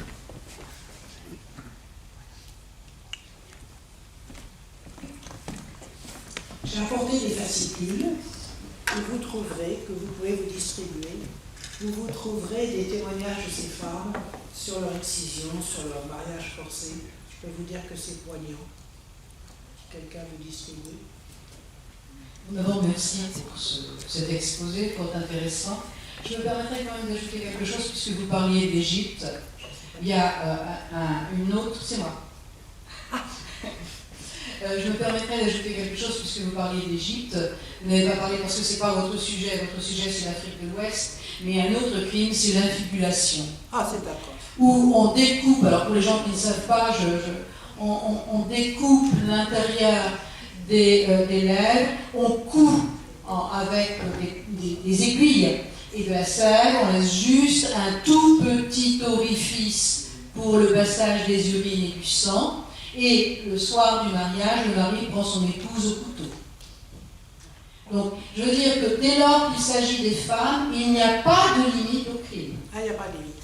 D'ailleurs, on parle là de l'Afrique. Au XIXe siècle, des médecins ont fait des... Ils nous excisaient puisque nous sommes des excités. Voilà, exactement. Et mettaient aux petites filles des ceintures de chasteté qui leur empêchaient complètement de jouer. Oui, bien sûr, bien sûr, bien sûr. Et on séparait, on criait, on craignait le saphisme, etc., etc. Donc il y a et pas seulement en Afrique, dans tous les pays musulmans. Absolument, dans tous les pays du monde. Il y a une oppression, vous avez raison de le souligner tout à l'heure, mais néanmoins il y a aussi des hommes qui sont les alliés des femmes, heureusement. Vous parliez du Sénégal, vous connaissez certainement le film Molade de Sembène Ousmane. Oui. Il y a eu des hommes pour prendre la défense des femmes, et alors, on va dire, je pense à Hegel, un malheur qui amène un progrès de la raison, le sida a été aussi un grand allié de la lutte contre l'excision, parce que les femmes excisées étaient des autoroutes pour le VIH, dans la mesure où les chairs se déchirent, où elles sont extrêmement fragiles. Bon, ça, je ne vais pas vous l'apprendre, mais c'est pour la salle que je dis. Et ça a accru encore la prolifération de l'épidémie de sida. Et donc les autorités, pas seulement pour faire plaisir à l'Europe, mais aussi pour des considérations de politique interne, ont été obligées de prendre des mesures. Donc c'était juste ce que je voulais ajouter par rapport à... Le docteur Foldes me disait, c'est très simple de descendre le clitoris, ce qui est très compliqué. Il n'y a pas deux opérations pareilles. c'est de réparer tous les coups de couteau autour, parce que la petite fille, elle a beau être tenue par des matrones, pieds et jambes, elle fait tout ce qu'elle peut pour bouger, pour échapper à la lame, du coup elle reçoit beaucoup plus de coups de couteau qu'il faut. Ou de l'âme. J'ai reçu une Éthiopienne la semaine dernière, et j'ai dit à la personne qui allait la préparer, parce qu'elle parlait anglais, et c'est une de nos déléguées qui a vécu aux États-Unis, donc qui parle parfaitement anglais. Et j'ai dit la première chose à dire pour cette femme qui demandait à être réparée au médecin, c'est une Éthiopienne. Alors là, le boulot il doit être difficile. Hein. Oui. Heureusement, je ne m'occupe pas de l'Afrique de l'Est. Oui, moi c'est un constat que je voudrais faire parce que les femmes que vous rencontrez ont beaucoup de chance de vous avoir. Nous ici à Amiens c'est beaucoup plus difficile parce qu'il n'y a pas forcément d'accompagnement à l'OFPRA ou à la CNDA pour ces femmes quand elles demandent l'asile. Il faut les envoyer. S'ils n'ont pas les moyens de venir à Paris, on les aidera par téléphone. Oui, alors c'est bien, alors moi je suis enchanté de connaître votre association. Seulement, ce qui se passe souvent, c'est que ces femmes demandeurs d'asile, elles sont dans les CADA, et nous, les associations, nous les rencontrons une fois qu'elles ont été déboutées de l'OFPRA et déboutées de la CNDA, donc où elles sont souvent dans des situations très compliquées. Alors, je ne remets pas en cause, bien sûr, le travail fait par les travailleurs sociaux dans les CADA, mais je crois que très souvent, enfin moi j'ai lu quelquefois, une fois qu'elles ont été déboutées, des récits. Et ces récits ne sont pas probants, ne mettent pas assez en avant les raisons, les causes, etc. Et la chronologie. Oui, parce qu'on ne peut pas les aider dans les cas-là, et les travailleurs sociaux, quand elles sont dégoûtées de leur part, se précipitent à chercher un avocat, puisqu'il n'a que 15 jours pour demander l'aide judiciaire, mais les travailleurs sociaux ne connaissent pas les avocats. Je peux vous dire que je demande de mes confrères, parce qu'il y en a combien qui ne font rien pour la CNDA. Rien. Très souvent, d'ailleurs, ce sont des avocats nommés d'office. Il n'y a même pas forcément la recherche d'un avocat spécialisé sur... Sachez que nous avons une avocate d'un dévouement extrême, et donc vous me saisissez et on s'occupera de cette personne si c'est possible, si c'est encore possible. Et c'est vrai que les migrants sont bien abandonnés.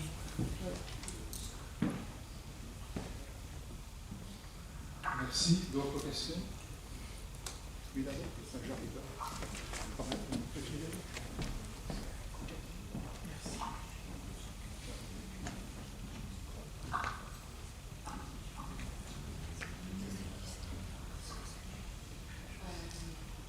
Vous m'entendez? Très bien. Merci beaucoup pour le travail remarquable que vous faites. Vous avez parlé de la loi immigration. Aujourd'hui, on entend une remarque en France qui est qu'on ne peut pas accueillir toute la misère du monde. Qu'est-ce que vous répondez à ces personnes qui considèrent que oui, ce qui peut se passer à l'extérieur peut être horrible, mais que nous n'avons pas la capacité d'accueillir ces gens? Il faudrait que tous les Européens veuillent bien comprendre que de toute façon, les migrants vont venir. L'Allemagne l'a compris, elle en a pris 1 million. Il n'y a pas de révolution en Allemagne, tout se passe bien. Ils ont une loi beaucoup plus intelligente, ils autorisent les migrants à travailler. Alors, effectivement, pour s'intégrer, c'est mieux. Hein. Nous, on a rétabli l'esclavage, c'est comme on ne leur donne pas le statut, ils travaillent. Au noir, hein, c'est eux qui font tous les travaux pour les JO, hein, sous-payés. Bon, ça c'est la France. Mais bien entendu, ils viendront. Puis ils vont venir par milliers. Parce qu'avec le dérèglement climatique, toutes les mégapoles qui sont au bord de l'eau, elles vont être sous l'eau. Donc c'est par millions qu'ils vont se déplacer. En général, on se déplace dans le pays d'à côté, car on ne cherche jamais à... C'est pas une joie d'être obligé de se déplacer. C'est pas une joie. Il y aura des déplacements considérables de population. Alors élever des murs, faire des lois, tout ça, ça montre une incompétence totale, sans parler bien entendu d'un manque de cœur. N'oubliez pas de rappeler à toutes les personnes avec qui vous allez parler des élections que sur les murs, tous les murs de France, partout et toujours, il y a marqué quoi? Liberté, égalité, fraternité. Alors on pourrait s'y mettre pour la fraternité. Bravo.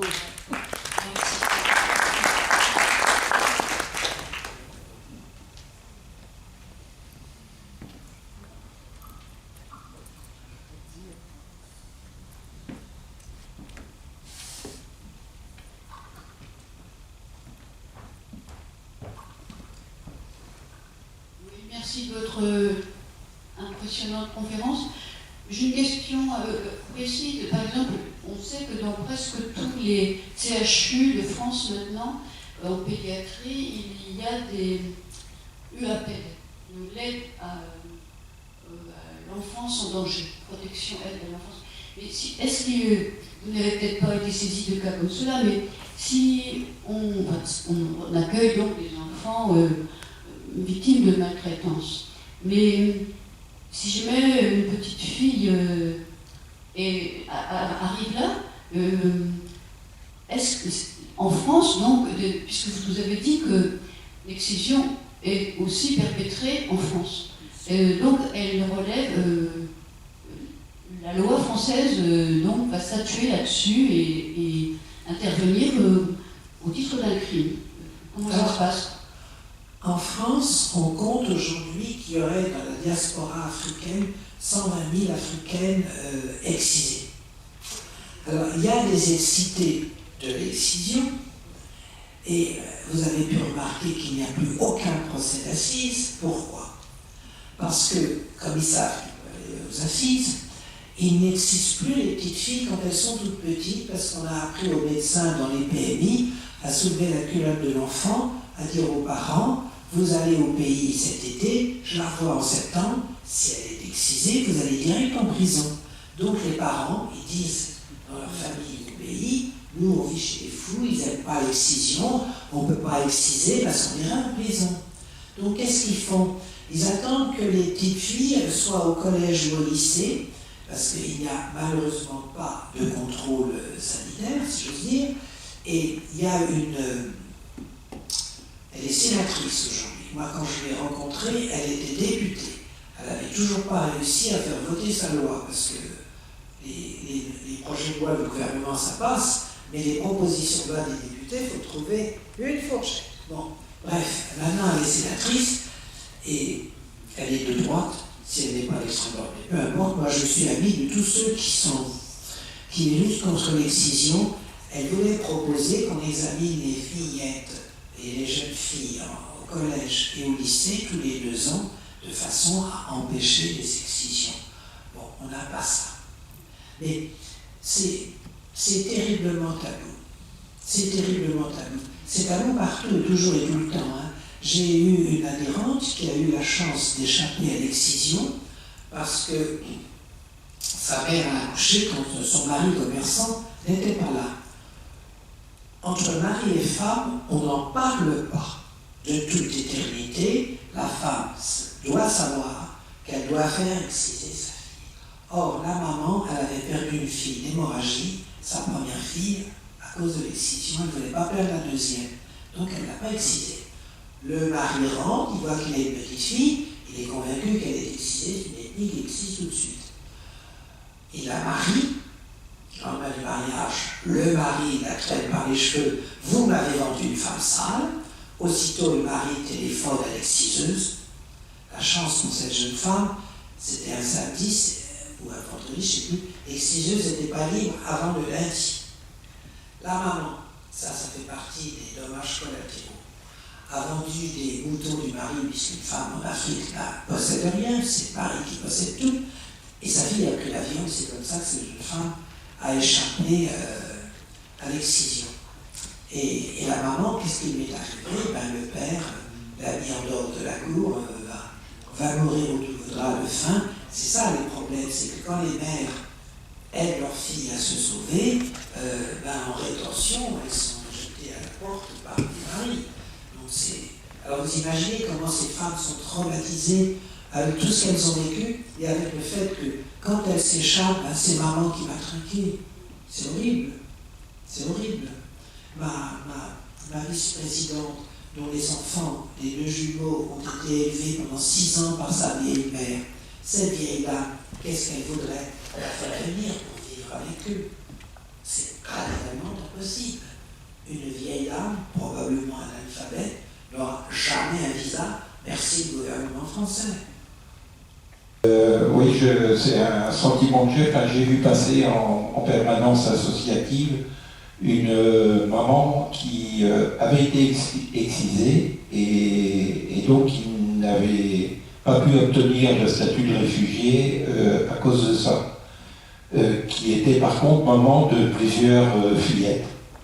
Et donc le conseil avait été de recommencer la demande d'asile, mais au nom des fillettes qui, elles, n'étaient pas encore excisées. Tout à fait. Et est-ce qu'il faut effectivement généraliser les demandes pour les enfants?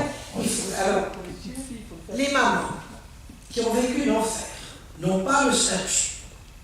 La petite fille de 2 ans qui est née en France, qui n'a connu que le bonheur, elle a le statut parce qu'elle pourrait être excisée sans l'envoyer au pays. Alors, quand la maman revient pour la petite fille, à ce moment-là, le préfet lui donne la carte de séjour parce que la maman a l'obligation de rester en France et d'élever son enfant qui a le statut. Donc elle a une carte à titre familial. Donc c'est vraiment la solution. Souhaitons à nos migrants d'avoir des petites filles qui naissent en France. Alors néanmoins, je connais un cas où on a déposé la demande d'asile donc pour la petite fille et où la petite fille n'a pas eu l'asile parce que la maman, alors c'est un petit peu compliqué, la maman n'avait pas accepté de faire constater par la médecine légale qu'elle était excisée. Alors oui, mais et donc l'OFPRA voilà. Mais c'est quelquefois, vous savez, nous on a moi je suis comme lui, non mais on a les retours après, c'est pas nous qui suivons ces personnes-là. Mais voilà, c'est ce que je vous disais tout à l'heure, c'est que les cadavres, quelquefois, manquent un peu. La loi était idiote déjà, parce que le jour où on a demandé aux légistes de constater qu'une petite fille n'est pas excisée, tout le monde peut le faire, mais constater qu'une enfant est excisée, il faut vraiment connaître le truc. Ils ne connaissaient rien à rien. Je me souviens à une réunion avec Excision Parlons-en d'un chirurgien à Angers qui était d'origine africaine et qui disait c'est moi qui les examine et puis c'est des confrères légistes qui signent, ils n'y connaissent rien, c'était complètement stupide. Mais à partir du moment où ils ont une congrégation qui leur dit qu'elles doivent me présenter à un légiste, ils ont toute la liste pour ce que vous voulez. C'est navrant. Mais là, je ne sais pas si c'est une méconnaissance qui ne lui a pas dit de. Voilà. Mais bon. Elles ne savent pas lire, même quand elles savent lire, elles ne lisent pas la convocation. Compliqué, hein. Des fois une question, c'est une précision. Tu as parlé de l'association, je rappelle qu'elle se réunit samedi 22 septembre et donc. Non, 22 juin. Le 22 juin, excuse-moi. Et donc, voilà, si ça intéresse les gens, il faut le faire signer. Voilà. Oui. Bonjour Michel, allô, merci de la précision. Il y a un autre doigt. Il y a un doigt.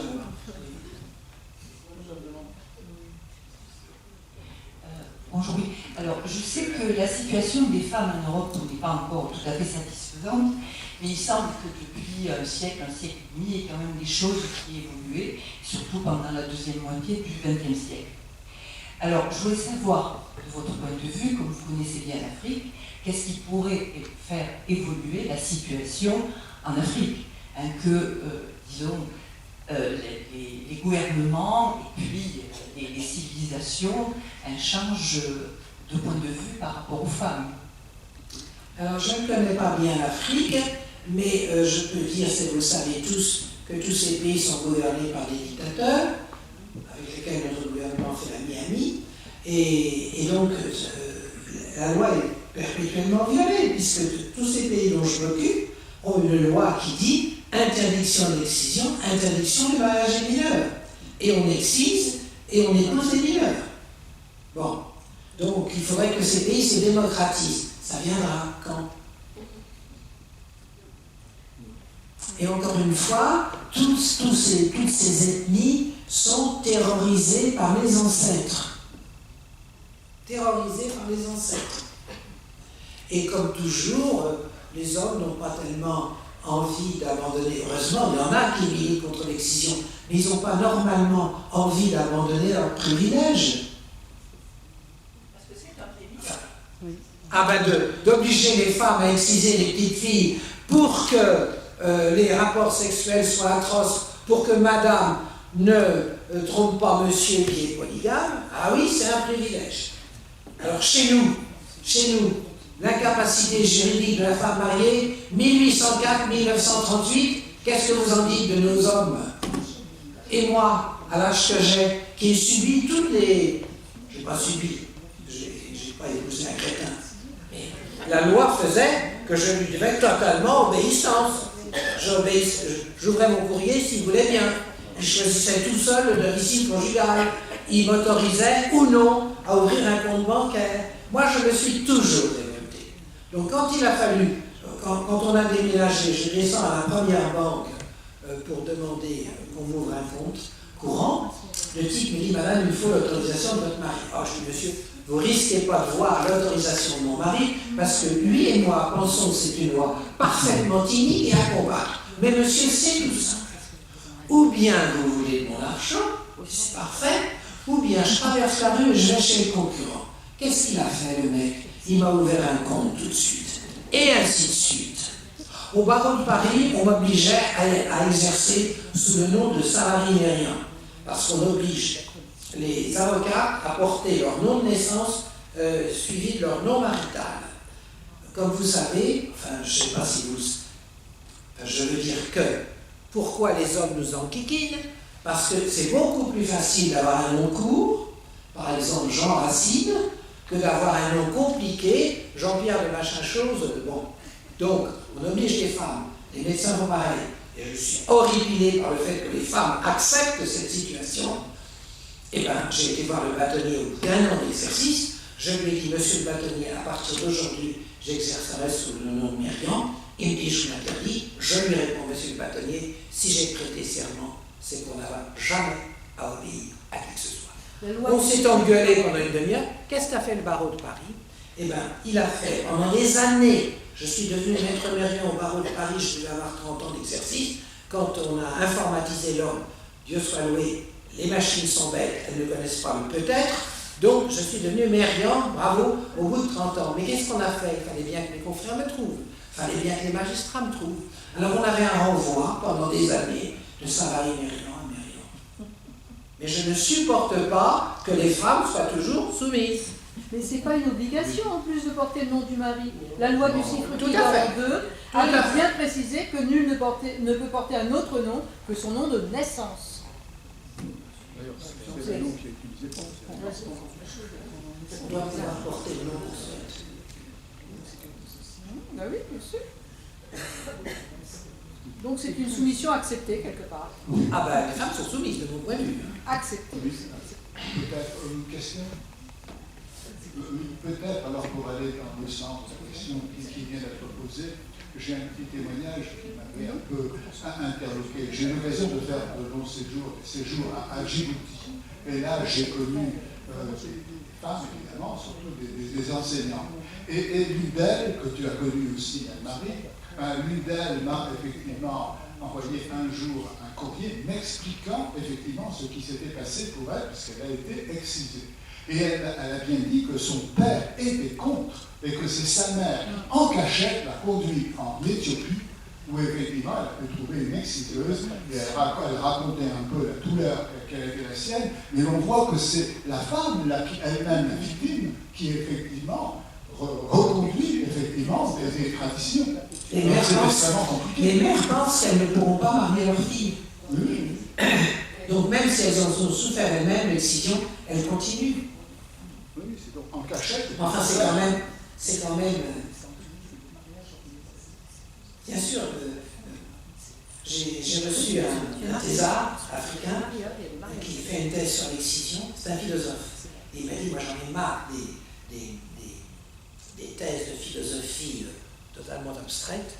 Donc moi je suis sur le terrain et il me disait, il a fait beaucoup d'enquêtes, qu'il y a des villages où ce sont des femmes qui sont allées casser le commissariat de police parce qu'on avait arrêté une excive. Oui. Enfin, n'empêche, c'est quand même la domination masculine qui crée l'excive. C'est l'intériorisation de la Et je peux dire qu'à Djibouti, puisque nous travaillons sur un manuel de philosophie donc avec les collègues, au programme, il y avait bien sûr le corps, et dedans, elles ont insisté, les collègues, pour qu'il y ait effectivement tout un passage sur l'excision, en rappelant qu'à Djibouti, c'est interdit. Enfin, elle est interdite, l'excision, mais vous savez comme moi qu'il y a 90% des femmes qui sont excisées. Mais en France, c'est seulement depuis 2019, et grâce à une chercheuse indépendante, que les livres scolaires portent le clitoris et le dessinent comme il est. 2019 en France. C'est pas les Françaises qui se baladeraient avec des... Ah si, madame. Ah si. Ah, vous l'avez? C'est pas le même que le vôtre, mais... Voilà, il y a d'autres questions, oui, madame. Ceci n'est pas une pieuvre. Bonjour madame, bonjour tout le monde. Je voulais tout simplement compléter ce que la dame a dit et le monsieur sur la Centrafrique. Il y a une ethnie qui le font, mais si tu ne fais pas, on se moque de toi.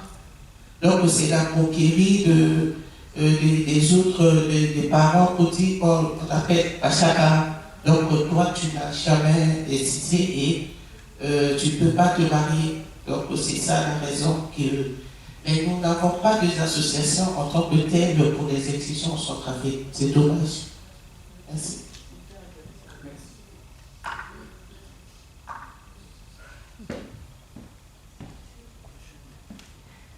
Voilà, est-ce qu'il y a d'autres questions? Oui.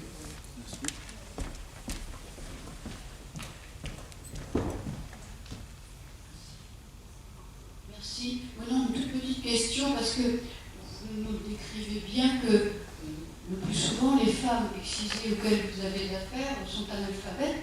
Mais au début de votre conférence, vous avez dit que l'excision existait dans tous les milieux. Donc, je me pose la question des femmes excisées, mais qui appartiennent à des sphères de la société plus élevées. Est-ce justement cette soumission, on pourrait imaginer cette soumission est liée à un défaut de culture, d'accès à la culture, mais on dirait que non. Et puis, je me mets en relation avec autre chose, parce qu'on parlait d'une thèse, et moi, j'ai pas mal suivi un thésard du Sénégal, installé en France, marié à une Française extrêmement, vraiment, c'est un entrepreneur, etc. Et dans ça, il a une thèse sur des enquêtes dans le pays des Tséré au Sénégal sur la polygamie. Puisque la polygamie, je crois, est interdite dans la constitution sénégalaise. Mais il a bien démontré... Le président est polygame. Il a bien démontré que donc... une catholique et une musulmane. Voilà, donc pourquoi la polygamie perdure? Parce que les femmes, même dans les sphères cultivées, préfèrent être la quatrième femme que pas mariée. Mais moi j'avais posé la question du lit, parce que ça me tracassait, mais pas les informations que vous nous avez données ce soir. Et j'avais posé la question de la relation avec l'excision. Et c'était une soutenance qui se faisait en vidéoconférence avec des collègues à Dakar, et il y avait des femmes, et pour moi, du lien qui me semblait assez logiquement exister avec l'excision, mais il n'y a pas eu un mot dans cette thèse sur l'excision. Et moi, maintenant, ça m'interroge. L'excision et polygamie, ça va tout à fait bien ensemble. Hein. Et tant que la polygamie ne sera pas interdite, quand Bourguiba a interdit la polygamie en Tunisie, hein, tout le monde s'est mieux porté tout de suite. Malheureusement, en Afrique, ça se porte encore très très bien. Hélas. En Afrique, le célibat est une chose totalement inconnue. Le fait pour une femme de ne pas vouloir avoir d'enfant, enfin la liberté est totalement inconnue. Vous n'avez pas le droit d'être célibataire, vous n'avez pas le droit de ne pas vouloir avoir d'enfants. Enfin, il n'y a que la communauté qui décide. Vous n'avez pas d'identité individuelle. Et ça à tout âge, hein, et dans toutes les conditions. Il me semble qu'au Maghreb, l'excision n'est pratiquement pas. Où ça? Dans les pays du Maghreb. Non, non, heureusement. Oui, Non, pas ça, heureusement. Dans les pays aussi musulmans. Là, l'excision n'est pas pratiquée. En Algérie. Non, elle n'est pas pratiquée en Algérie. Ni en Tunisie. Ni au Maroc. Non, Ni au Maroc. pas dans le Maghreb. Oui, oui, il n'y a donc pas de lien nécessaire. Il y a des ethnies qui existent, des ethnies qui n'existent pas dans tous les pays d'Afrique. En Éthiopie, il y a une forte communauté copte aussi. C'est Les chrétiens pratiquent effectivement l'excision. Et en plus, l'infibulation. Et l'infibulation. J'en veux beaucoup aux prêtres. Oui, mais quand ils ont essayé de supprimer, parce qu'il y a eu des tentatives au moment de la colonisation, les fidèles se sont détournés de la religion. Donc, autant garder les fidèles. Après tout, ce n'est qu'une petite histoire privée. Ce n'est qu'une histoire des corps, sauvons les âmes. L'Église a eu ce propos-là.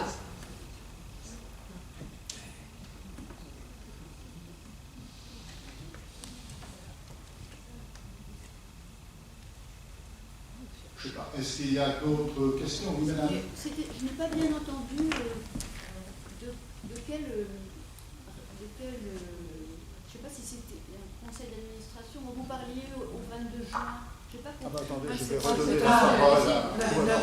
SOS Africaine en danger se réunit tous les mois. La prochaine fois, nous nous réunirons le 22 juin. C'est à Paris, non? C'est à Paris, c'est 9 rue de la Santé. Paris 13e. Donc si vous voulez venir, si vous voulez vous distribuer mes cartes, comme Il y a ça, des cartes de visite. comme ça vous pourrez, vous pourrez regarder nos vidéos sur notre site. Madame Mérian, certaines personnes qui n'ont pas eu la petite brochure que vous avez distribuée le regrettent et se demandent si elles ne pourraient pas la voir. Je ne sais pas. On peut trouver. Moi, je peux vous l'envoyer par mail. Oui, on l'imprime. Oui, oui. Non, mais ben, vous dites. On l'a par mail. Par newsletter. Donnez votre adresse si vous souhaitez recevoir ce. Mais vous l'avez pas sur le site de votre association, non? Je propose, Francis, qu'on le mette sur la newsletter. Ah oui, vous pouvez le prochaine. sur le site. On peut même le mettre effectivement avec la vidéo.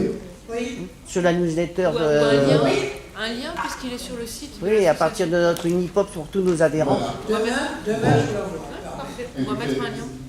S'il n'y a plus d'autres questions, nous allons terminer cette rencontre. Et bien sûr, je tiens ici à, de nouveau, nous allons tous remercier Madame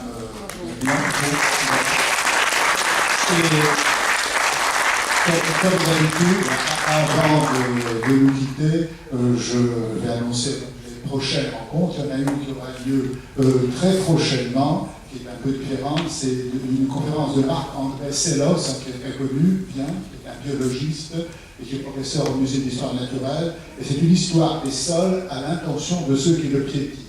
Donc, il écrit un livre qui a un énorme succès.